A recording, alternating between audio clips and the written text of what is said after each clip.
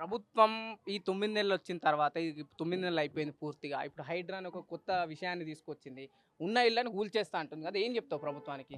ఉన్న ఇల్లు కూల్చడానికి ఏం లేదు. అక్కడ ఎన్నో వరదలొచ్చినాయి ఇప్పటికి చాలా టైం. వరదలొచ్చినప్పుడైతే ఏ ఇంటికేం ప్రాబ్లమ్ రాలే ఇంతవరకి. ఇప్పుడు కొత్తగా వచ్చి మేము ట్యాంక్ బండ్ నీళ్ళు వదులుతాము, సాగర్ నీళ్ళు వదులుతాం అంటే కాదు పద్ధతి. హ్మ్. ఎంతో మంది ఉన్నాయి బయట కబ్జా చేసిన భూములువి.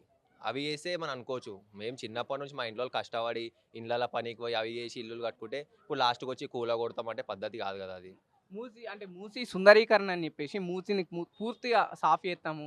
దాంట్లో ఉంటే వాసన, కంపు రావద్దు. దానికి ఒక రకమైన కొత్త ప్రాజెక్ట్ తీసుకొత్తామని చెప్పేసి రేవంత్ రెడ్డి లండన్‌లోనో ఆడిడ మీటింగ్‌లు పెడుతుండు. సో, ఏం చెప్తావు దీని గురించి?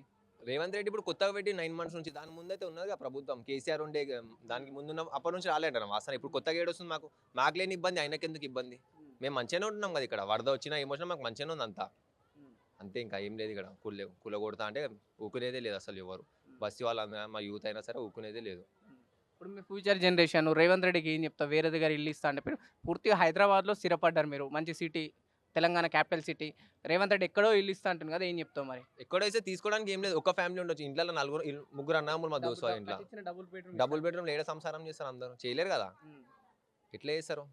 ఒక్కొక్క ఇంటికి బయట కట్టిమను ఒక్కొక్కళ్ళకి 2, 2 ఫ్లోర్స్, 3, 3 ఫ్లోర్స్ అలాగా. ఎక్కడ కట్టేయమంటారు మరి? ఒకవేళ ఆ ఇక్కడ లోకల్‌లో ఇప్పుడు ఎక్కడైతే మూసీ లేకుండా ఉందో ఆ లోకల్‌లోనే కట్టిమను. బయట పోయితే బతకలేరు కదా ఎవ్వరు.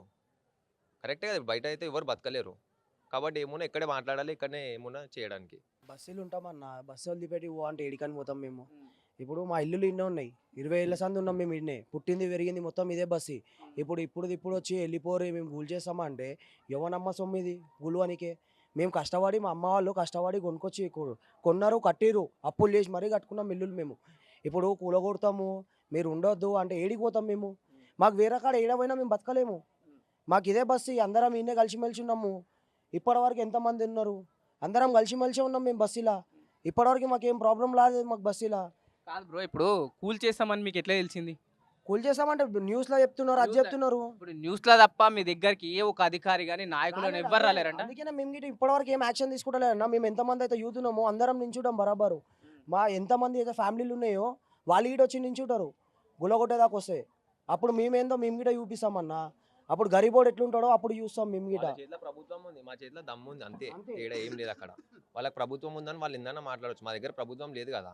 అందరం బస్సు మొత్తం కలిసి అయినా ధర్నా చేస్తామన్నా మేము. చేస్తే బయట చేయమని చచ్చిపోతాం కావాలంటే మేము కానీ మేమైతే వదులుకునే ప్రసక్తే లేదన్న. ఇల్లులు అయితే మేము వదులుకోం. కాచి కూడా బొందలగడ్డ ఉంది కదన్న.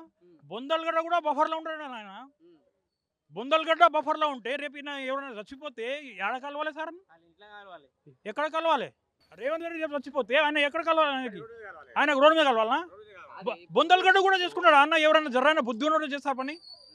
బుద్ధి ఉన్నోడు చేస్తాడా? బొందలగడ్డ తీసుకున్నాడా సార్ అది? 30 సంవత్సరాలు 40 సంవత్సరాలు ఒక్కొక్కరు ఉన్నారు సార్ ఆడ.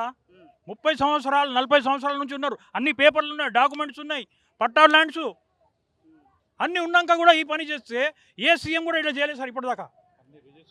ఇంత వైపు మూసీ సుందరీకరణ చేయండి అంటే సార్. దానికి మూసీ సుందరీకరణ జరిగితే పూర్తిగా హైదరాబాద్ మొత్తం బాగుపడుతుంది. దీని మూసీ పక్కన ఇళ్లకు ఈ వాసన, ఈ దుర్వాసన దప్పుతుంది. వాళ్ళకి మంచి ప్లేస్లలో డబుల్ బెడ్రూమ్ ఇస్తా అంటుంది కదా రేవంత్ ఏం రెడ్డి. Double bedroom sir? అవి ఉండనిస్తారా సార్? డబుల్ బెడ్రూమ్ అది ఉండేటట్టు ఉన్నాయి అసలు డబుల్ బెడ్రూమ్.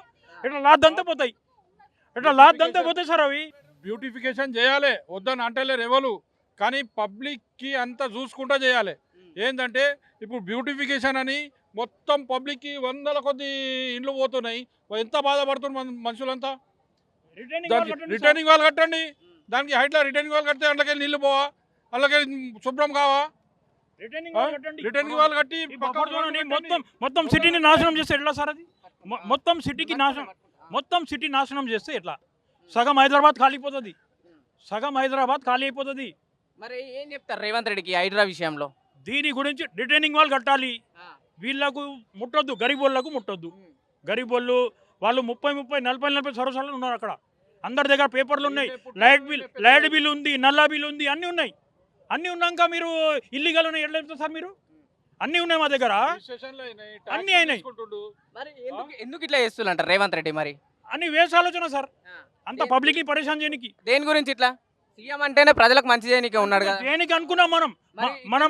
మనము దోకా తిన్నాం, మనం దోకా తిన్నాం ఆయనకు ఓట్లు వేసి. ఇటువంటి సీఎం ఎప్పుడు చూడలే. నాకు 55 ఏళ్ళు, నాకు 55 ఏళ్ళు ఇప్పటిదాకా ఇటువంటి సీఎం ఎప్పుడు చూడలే. ఇటువంటి వేస్ట్ సీఎం ఇప్పటిదాకా చూడలేదు నేను. ఇంతమంది సీఎంలు వచ్చారు, ఇంతమంది వచ్చారు, కానీ ఎవడు ఇంత పబ్లిక్కి సతాయించలే. ఎవడు సతాయించలేదు ఇప్పటిదాకా. చేయండి. మూసీ సుందరీకరణకి మేము ఆపోజిట్ కాదు, చేయండి. హెల్ప్ చేస్తాం మేము కూడా దానికి సపోర్ట్ చేస్తాం.